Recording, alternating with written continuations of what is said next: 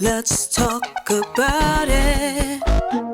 Come on and shout it. I talk, you talk, we talk. Women talk life.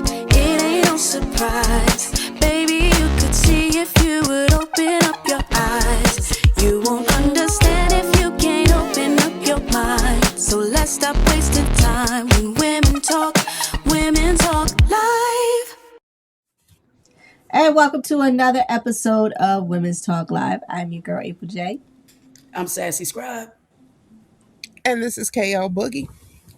Kale's having a rough morning. No technical difficulties this morning. Yeah, but it's all good. We can still hear. Right. All right. And on today's show. Excuse me, because my eyes are very watery today. Oh, no problem. Okay. All right. And on today's show, we're talking about Black women and our protection, our unprotection, basically.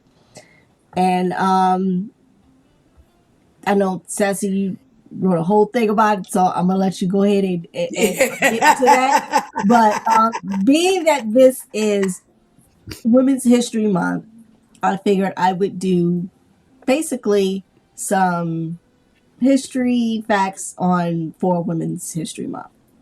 So, our first history fact is in 1993, Senator Carol Moseley Brim made history not just as the first African American woman elected to the U.S. Senate, but also by challenging one of the oldest traditions, the dress code.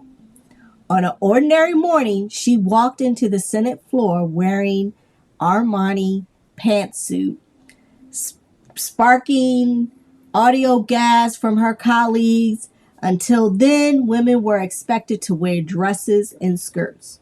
Her quiet act of defiance inspired Senator Barbara Mikulski from Maryland and others to follow suit, leading the Senate to officially update its rules to allow coordinated pantsuit. That simple wardrobe choice became a milestone and what many remember as the pantsuit revolution. Are you kidding me? In 93? 93. Women still had to wear dresses on the Senate floor. Dresses and skirts. Or skirt. Yep. But that's how it was in corporate America. Corporate America was still the same. Mm-hmm. Not only that, you also had to wear pantyhose. You couldn't go bare leg. Mm-hmm. Yep. Even when you wore a short skirt, it had to come where your fingertips hit the hem. Like, it was a whole lot of things for women, especially in the workplace. So I could only imagine what it would be like in the Senate. I remember working for a company where you couldn't even have a kick pleat. Y'all know what a kick pleat is, right? And you know the kick pleat is that would be the split in the back of the skirt, but it was only noticeable as you walk because they had like a little lapel covering it. Right. Sort of like the covering over your zipper when you have on dress belted pants. Unlike the splits that they have now, just a straight split. It's just a slit in the skirt. Right. So I remember when those weren't even allowable. Spaghetti straps are still not allowable in most corporate America. Yeah, most of corporate America. Still a lot of things that you can't wear that are frowned upon. Yeah. But it's the patriarchy, and women, I don't understand women still vote against their own shit. Yeah. Yeah, we gotta do better, women. All right. So I want to note some powerful women actually who were rulers. The first is Kubaba, and she was known from ancient Sumerian legend. Kubaba is said to have risen from the tavern keeper to a queen around 2400 BC. If her story is true, she may be the earliest recorded female ruler in history. So, which was interesting. The second one was Sobika Furu, and she reigned in Egypt around 1760 BC. She was the first woman confirmed to have ruled as pharaoh, blending traditional male symbols of power with her identity as queen. And the next woman is Hatshepsut. She was also one of Egypt's most successful pharaohs. She transformed from regent to full ruler around 1479 BC, overseeing a prosperous, peaceful era and commissioning monumental building projects. And you can see her temple, which is massive in Egypt. The next one is Zenobia, and she's the daring queen from Pombaria. In the 3rd century CE, Zenobia defied Rome's authority, expanding her territory across the Eastern Empire, and briefly ruled Egypt before being captured by Emperor Aurelian. Let's see. Only one I've heard of was Zenobia. Zenobia. Yeah. Zenobia. Shetsu, I'm familiar with Subekfu because I study a lot of that Egyptian history, especially in college.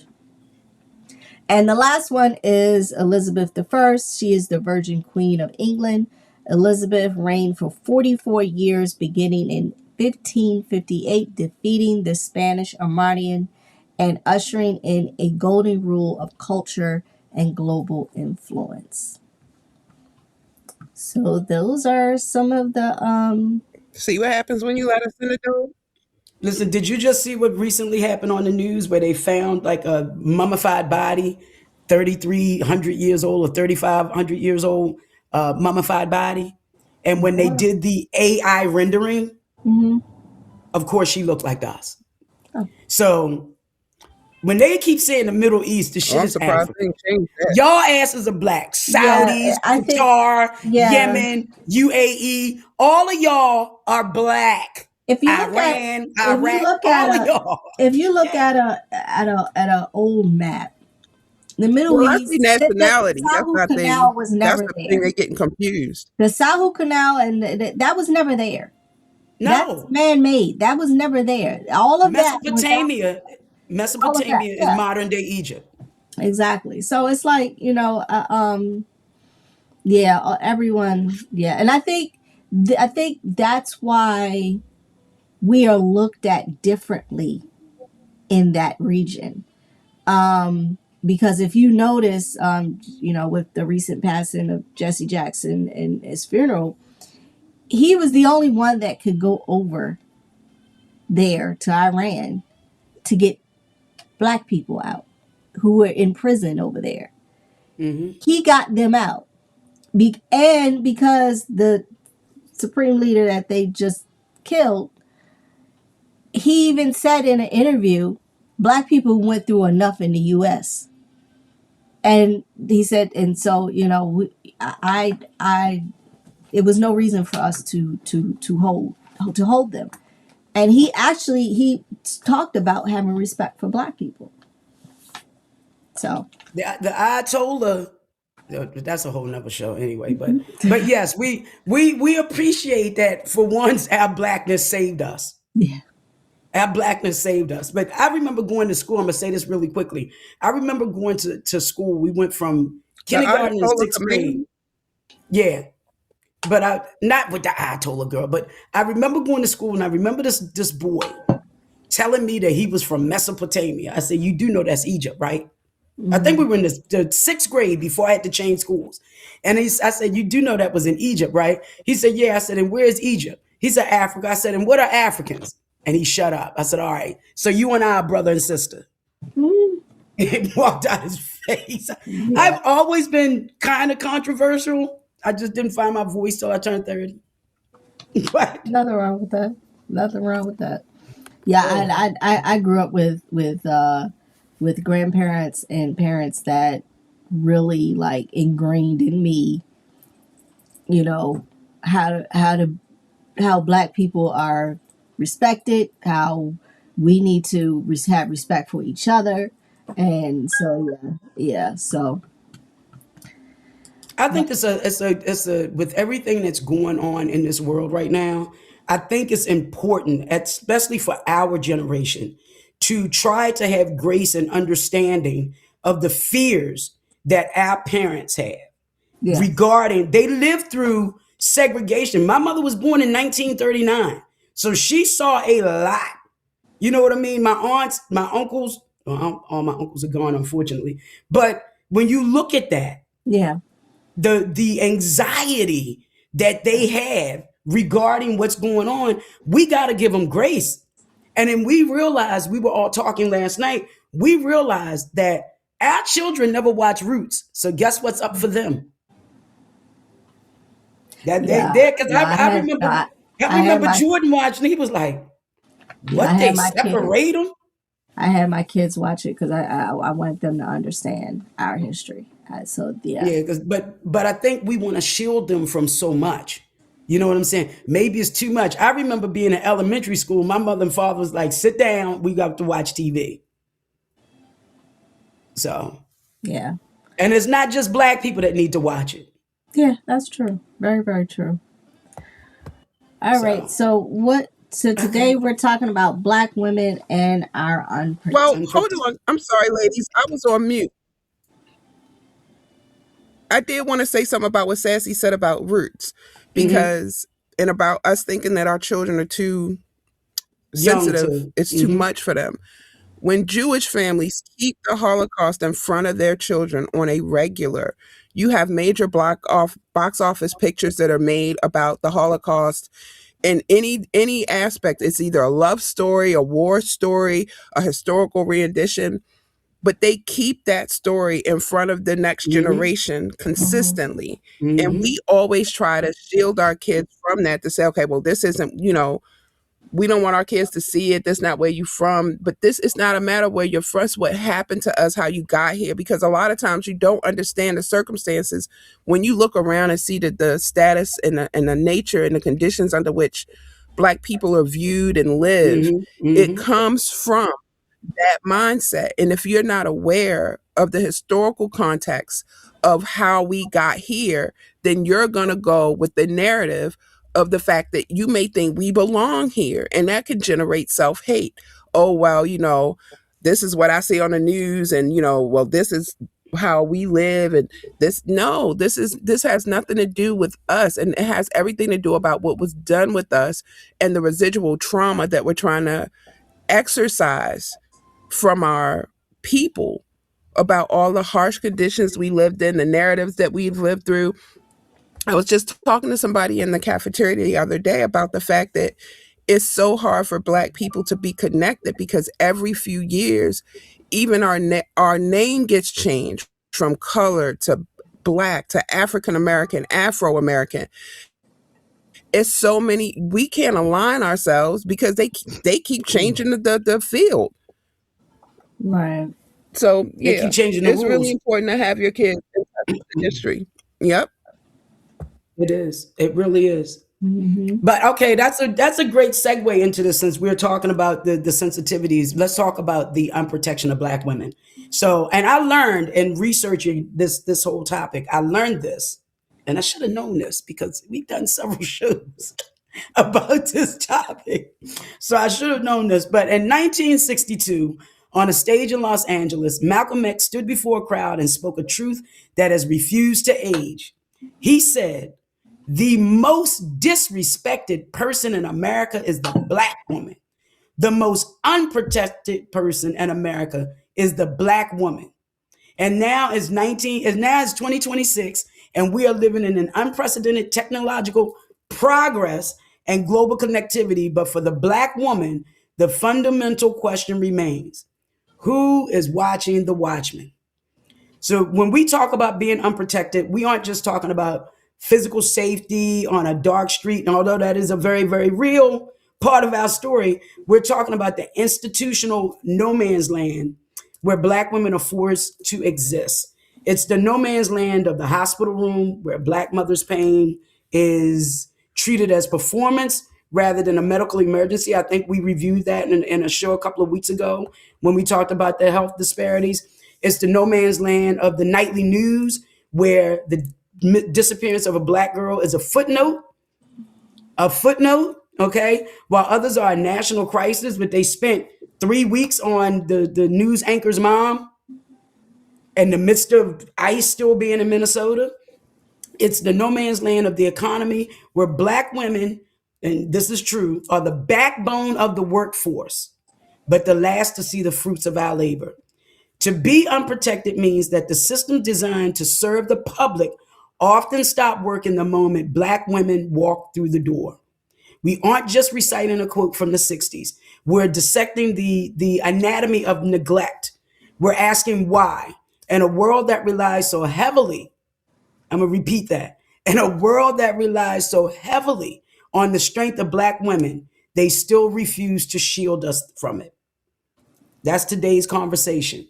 The why behind we are the most unprotected species on earth. So, Okay. Especially since they want us to save everybody else. we can't. Everybody waiting for black women to fix everything. Everything. So one of the first things we have is the healthcare gap. We touched on it last show, but the maternal mortality. They said between 2024 and 2026 that black women are 3 times more likely to die from pregnancy related causes than white women, regardless of income. And we can look at an example of Serena Williams and the issues that she had with her pregnancy. And she almost lost her life. And she is a gazillionaire married to a billionaire. And that health disparity still I mean, she's very well known, so it's like, yeah, and she's very well known. I mean, she is a tennis phenom. She's a star, in tennis. And the fact that her blackness did not, or should I say, her money didn't save her from the same health disparities that a woman working at McDonald's making minimum wage would go through with her pregnancy related Well, I issues. wasn't working at McDonald's, but I definitely had the experience of not being listened to and being sent home and my water having broke and me telling them, when they came and did the examination, they were like, well, your water's low. It seems to be leaking. I'm like, well, isn't that a problem? Like, because you can get contamination. Because when I found out I was pregnant, I read everything. Because I was like, I don't know what's about to happen, but I know it's a lot of shit getting ready to go down. And they told me, oh, no, go home, go home. And I went to my mom's house. And for some reason, I really don't check my voice messages, but something said, check your voice messages. And I got a voice message that said, we need you to come back to the hospital immediately because of what another doctor wound up saying on the sonogram.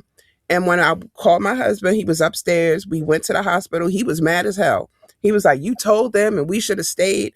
And I'm like, nobody listened to you. And you don't want to be irate. You don't want to be, the angry black woman, as you will discuss, later what that means. But, still being in that position where you're vulnerable and you don't want to make too big a scene because you need these people to actually help you. And you don't want to offend them. But then you're put in this position where you could lose your life or the life of your child. And so, yeah, it happens on a regular. And it's so, how can I put this? It's so lackadaisical the way in which they do it. Like your opinion really doesn't matter. Oh, I heard you. It's okay. Like it's just brushed off. Whereas, even from pain meds, our pain isn't the same. They think we can tolerate more pain, so on and so forth. So from a medical standpoint, it's very much still 1930, 1920. 26. So yeah. Now I know when I mean, just speaking of pregnancy, even with both of my pregnancies, I was fortunate to have a doctor that actually listened to his patients. He was a black doctor, and I had issues with both of my pregnancy, but I think my second daughter had more issues, and he actually took the extra step to make sure that I was, in a position where, I wasn't, he said, and he was the first to tell me that, unfortunately, women who are pregnant are really not really listened to. He was like, so if something is wrong and you feel like something is not right, he said, you're better to know your body than any doctor. He said, so if something is wrong, maybe 9 times out of 10, something is wrong. Then is wrong. So, and I was fortunate to have a doctor like that who actually understood what was going on in society and actually did listen, because majority of his patients were Black women. And they went to him because, he was one of those doctors who actually listened and took the necessary steps. Now, granted, he disappeared one day, and to this day, I don't know what happened to him. But, he was one of the doctors that told me that. But what you ladies both just discussed is the medical misogynoir. And that's just the misogyny towards Black women. That's the NOIR part of it. But y'all just discuss that. Didn't they just have something that came out? I don't know if it was in North Carolina or South Carolina, where this doctor had sterilized. No, it was in Virginia. I think it was in Richmond, where this doctor sterilized all these young ladies.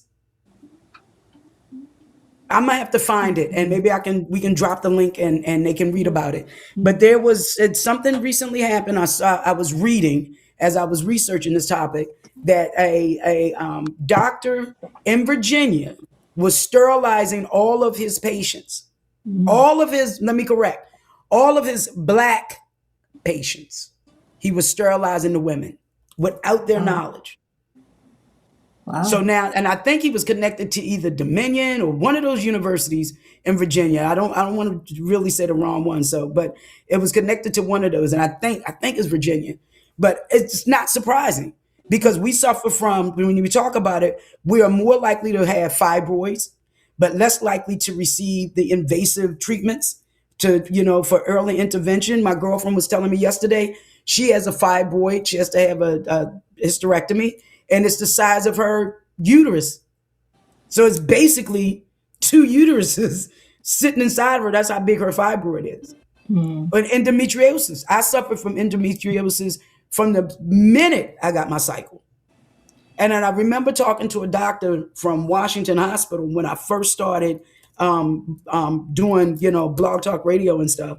And he said, what people don't understand is endometriosis is like pieces of your menstrual cycle that doesn't completely leave your body, and it attaches to different organs. And he said it can travel up to your brain. It can be, in your breast tissue. It could be on any organ within your body, which I found fascinating. So I'm just thinking that it's being expelled through the vaginal canal, and it's not. Yeah. We also suffer from, how many of us know people with lupus, that Black women, it disproportionately affects us. Yeah. You look at Toni Braxton, she suffers from that. Right. So, and yeah. I remember being done for the diagnosis or treatment for Black women for any of our diseases that we predominantly have. Right. The medical research doesn't go to our disease. And with this new administration and all of the cuts to Medicare and Medicaid, and then they expired the Affordable Care Act, those tax credits, that's going to impact Black maternal health access. So they don't look at it like that. Well, that's interesting because you don't hear anything more about that.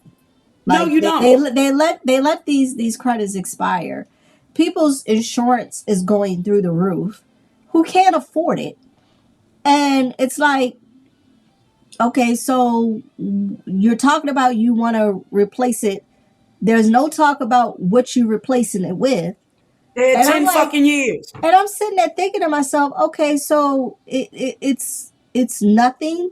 Nothing. Like what? It's like, okay, yeah, well, you'll figure it out. And nothing is talked about it. It's not even talked about anymore. It's not a big deal anymore. We realize with the recent, even with the election from Clinton to Biden and Kamala, we have realized throughout history, as we look at the way in which people vote, as long as Black people don't get it, they are willing to suffer. And that whole mindset of I'm going to suffer so you can't get it, that shit is just mind-boggling to me. So anyway, so when we look at that, that's like the medical disparities. But when we got the legal and physical, like we talked about, they have like the black and missing and the missing and murder crisis, where they highlight black women because we make up a small percentage of the population, but a disproportionate number of the missing person cases that the media, you know, with that missing white syndrome, it's plastered everywhere.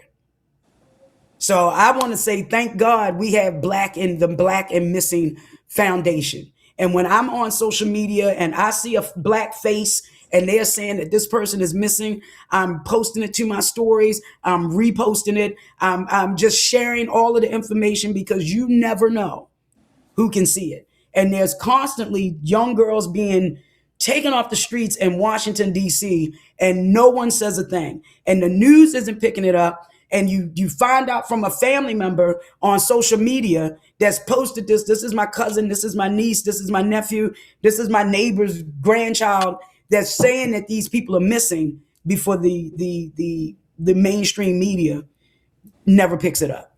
And you never, I was going to say, it's not even, I don't even hear about it on mainstream media. I always hear about it through social media. Mm-hmm. Whereas, you know, anytime you have a blonde girl missing, you know, she's front page news for every day. She gets her, you know, 10 minutes of fame or whatever.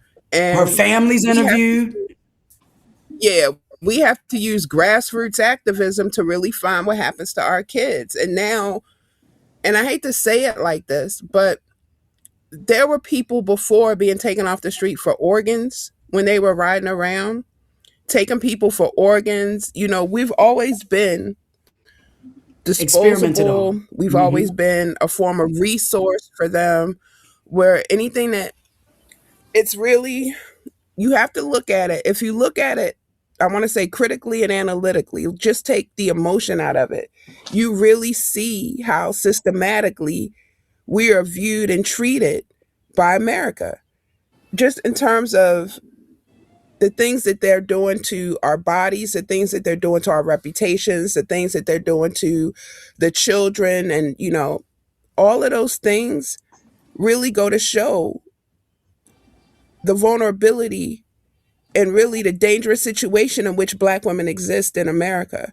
It is really dangerous to be a woman of color in America because you're so underprotected, because you're so scrutinized, because you're so held to the standard, yet viewed as if that standard's unachievable. And yet we're the highest educated population in the country. In the country, you will never find anybody smarter than a Black woman.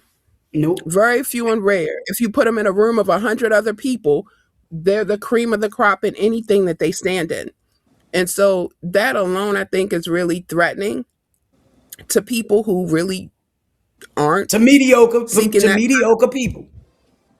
Thank you for the word I was missing. Yes, to people who aren't on that level. Yeah, I really do. I think that the power of Black women, first of all, I think women overall are powerful in and of themselves. But then to be a Black woman, I think that melanin activates something that's like a superpower. And I think that that is fear because it's known, it's just not told. All the research and stuff that's been done with our bodies, with Black bodies, and, you know, all the benchmarks that have been raised in terms of how Black women have assailed and, you know, to places of power or develop their own niche to be, you know, excellent. The first billionaire, and I should know her because I can't not think of her name. I'm thinking of Carolyn Mosley Braun because that's what she talked about earlier. But Madam C.J. Walker. Madam C.J. Walker, yeah. You know, creating, and if you listen to her story and what she did in terms of creating a school and doing all those things, of course you fear us.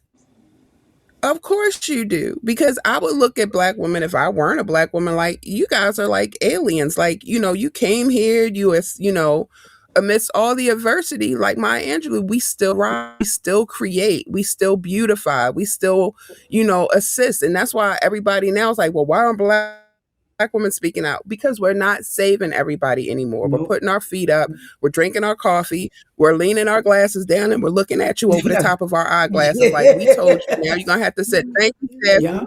That's my meme for the day. But This yeah, is I it. mean, This that's is pretty it much right how it here. is.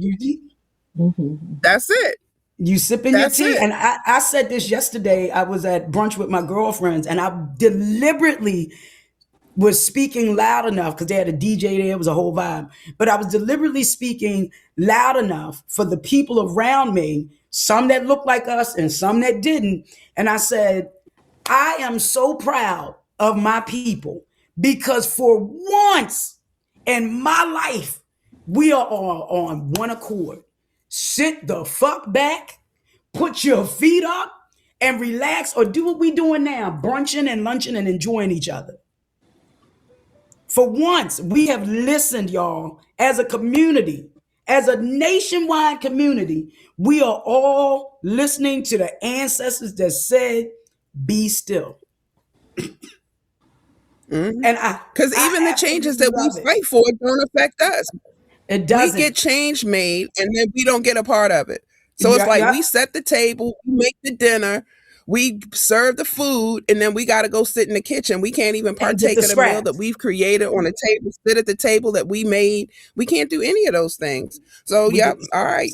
What's for dinner? I don't know. We're going to see. We gonna see. I'm not So cooking yeah. tonight. How about that? So I'm gonna say it and wrap it up with this: that Black women are often unprotected from the state and unprotected by the state. And that makes us hesitant to call for help due to escalated police violence. So you got to think about all of the things that we have to go through. And this is why we say we choose the bear, because you never know what's going to Yep. happen when it comes to Black women. And the way in which we have to navigate through the world with the spaces, with the code switching at work. You got to talk one way to your church folk. You got to talk another way to some family members. You got to talk to your children's teachers in a certain way. There's so much code switching that we do that the realness of Black women. And let me tell y'all something. These reality shows that you see with Black women, that's bullshit. That's bullshit. They're Thank putting you. on a Thank they're you. putting on a facade for television. Because the real words that come out, did this bitch just look at me and say? Those are the words they can't say on TV because Blackness is too fucking real for regular TV. And it would scare the living shit out of the Bible Belt and or mainstream America. And we know what that means. So y'all don't want the full heat of Black women. You want our bodies to be the shield for all of this, but you don't want the full heat. Yep. You want our nurture. You want our soft, loving nature because we raised your kids. You know the power of if you could give your child to somebody to be raised, then all the negative things that you've said about that person could not possibly be true. When white women set aside the responsibility of parenting their children and raising their children and gave that to Black women, that alone should show you, even when those kids grew up, they talk about the love that they felt from their Black Nanny. caretakers over the, well, yeah, over the, well, I don't even want to say nannies because that They call them the mammies. treatment and things, Mammies. They're yeah, Black the mammies. treatment and things of that nature. Like even from then, for a woman to be able to show love to the child of somebody who oppresses or brutalizes or marginalizes them shows the compassion and the humanity that abounds in Black women. And it's so hard to necessarily get away from because they don't treat our kids the same manner in which we treat kids. I They don't. remember years and years ago when they were gentrifying Brooklyn, we were saying that, you know, white people can come in a Black neighborhood and nobody do anything to them. But a Black person go into a white neighborhood and there's no guarantee that they'll get out, like Ahmaud Arbery.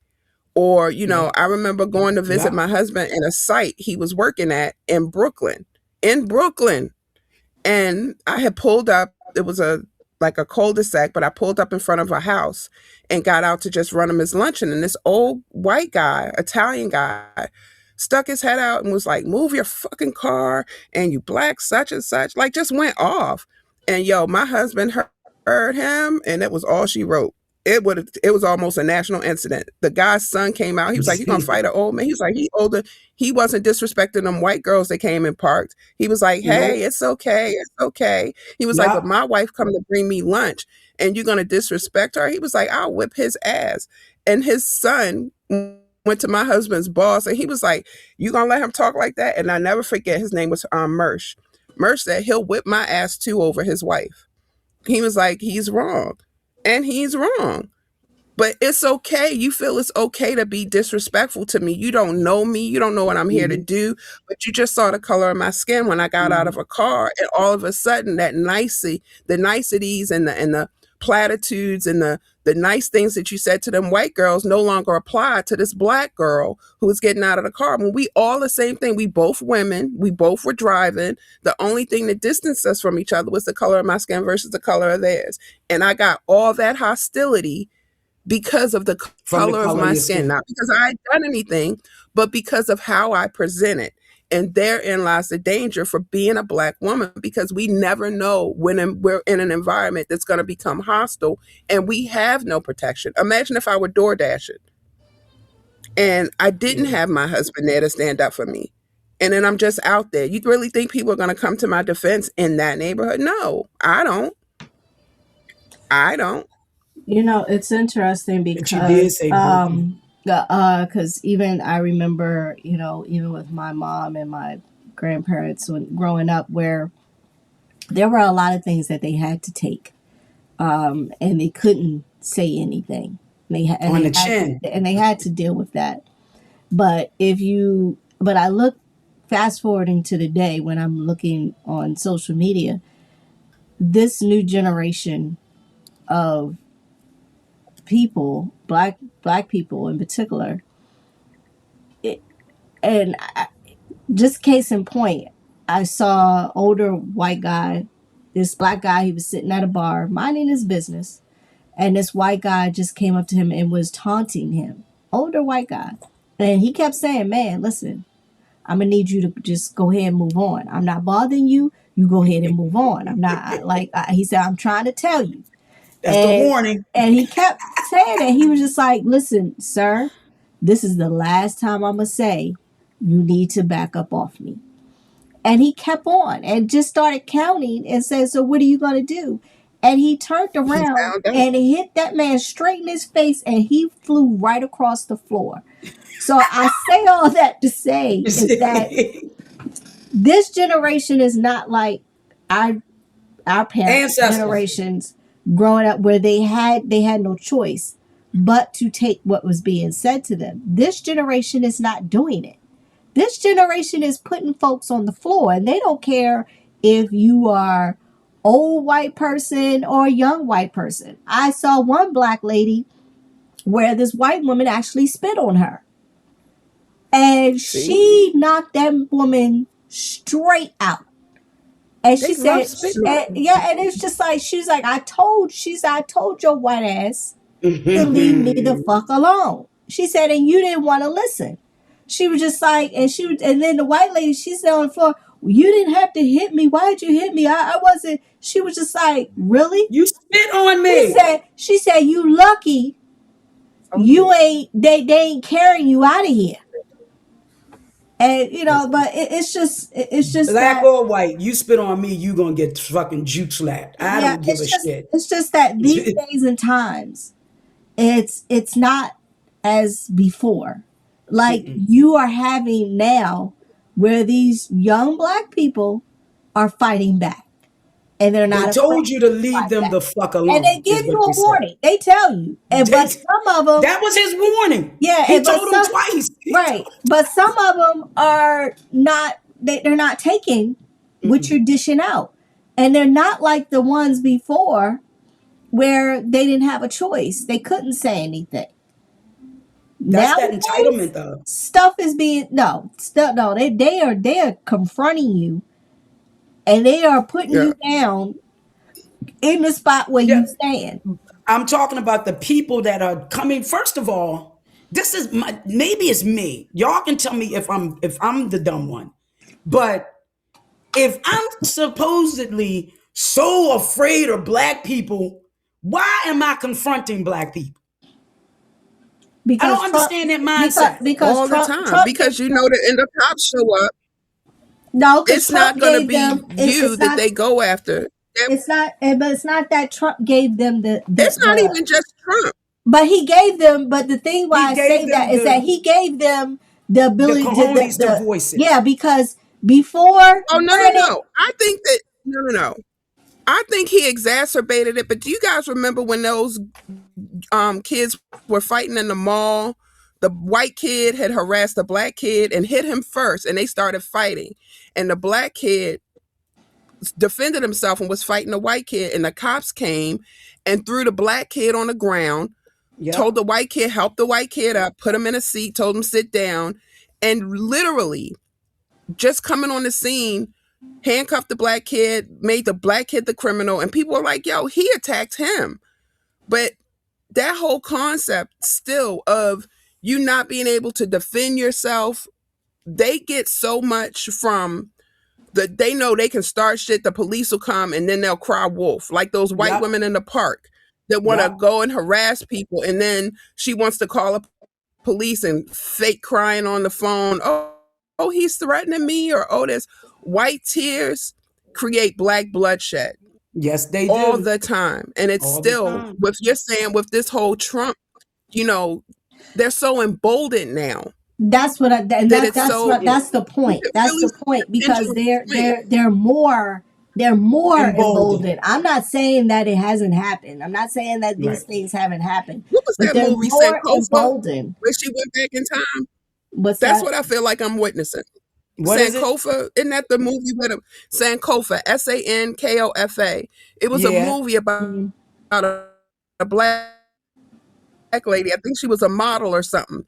And she went to this place, and it was like she went back in time to where black people were treated, like slaves and stuff like that. And that's how I feel when I look at America now. When I go to certain places, I feel like literally I'm walking back in time. Like time is just reverting back, like Georgia to and those Florida. days. They feel antebellum.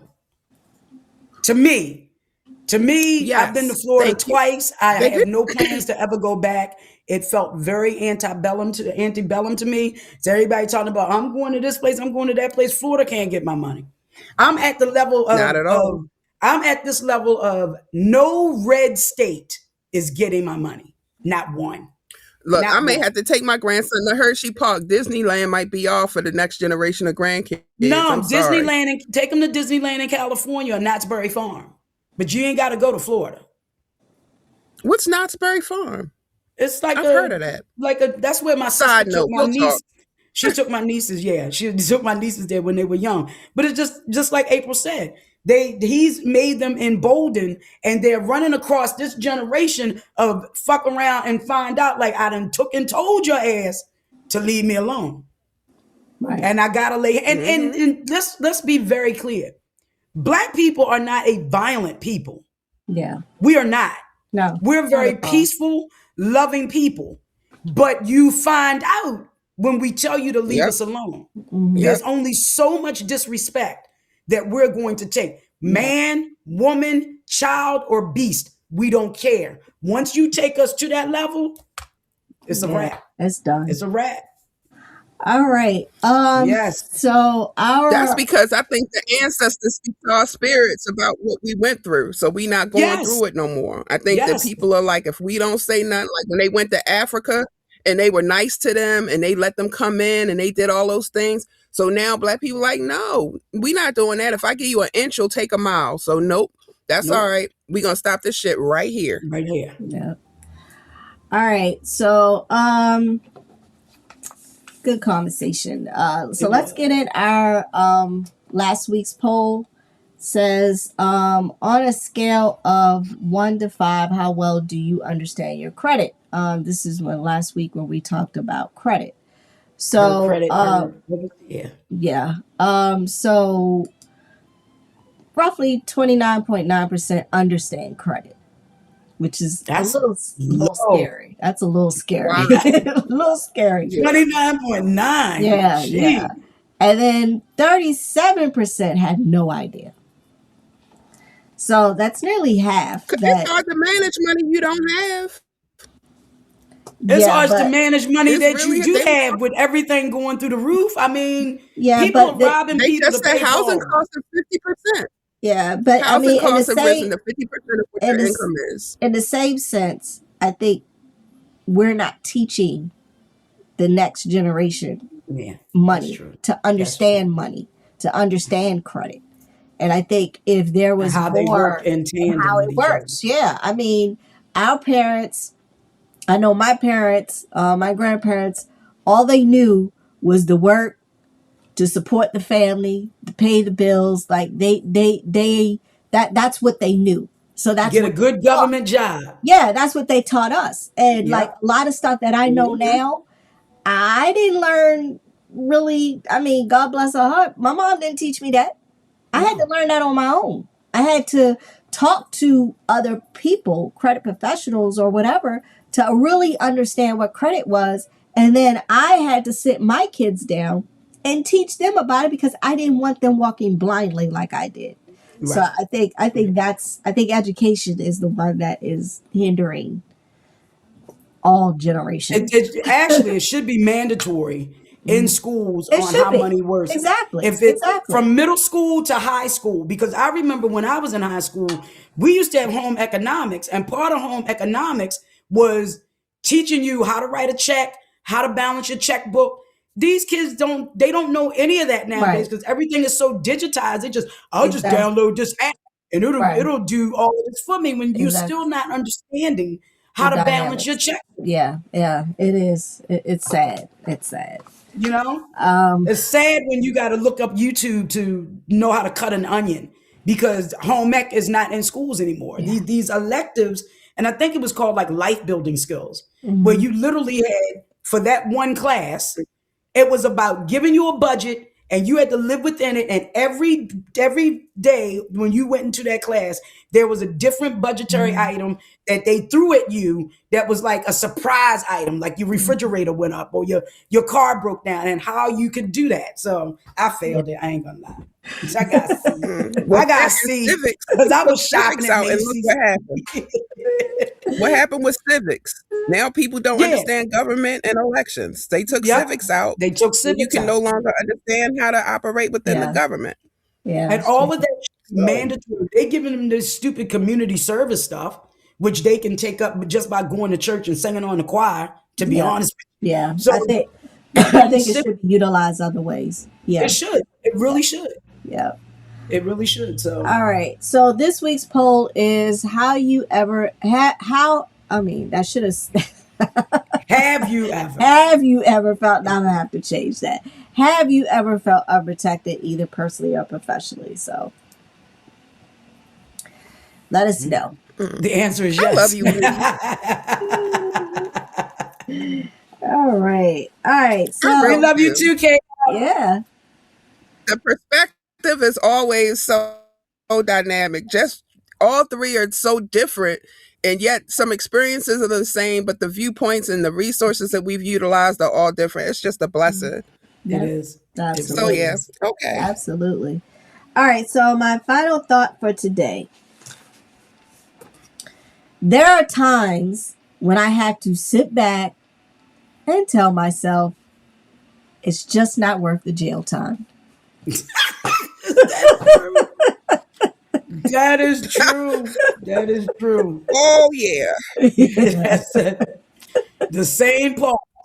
You know, Yes, exactly. that tells us that. Exactly. I say I'm that not in built for traffic a jail lot. anyway, so. Yeah, you have to. You I'm definitely not have built to. for jail. I know I'm not built for jail. Yeah, I know I'm not. That's why I have to. That's No. why I have to. No, Yeah, not at I all. have to. I have to remind myself. Just Okay. stay home. Just keep moving. Keep moving. All right, y'all. This is Women's Talk Live with your girl April J. I'm your girl, SassyScribe. And this is KL Boogie. All right, y'all. We'll see y'all next week. Women talk live.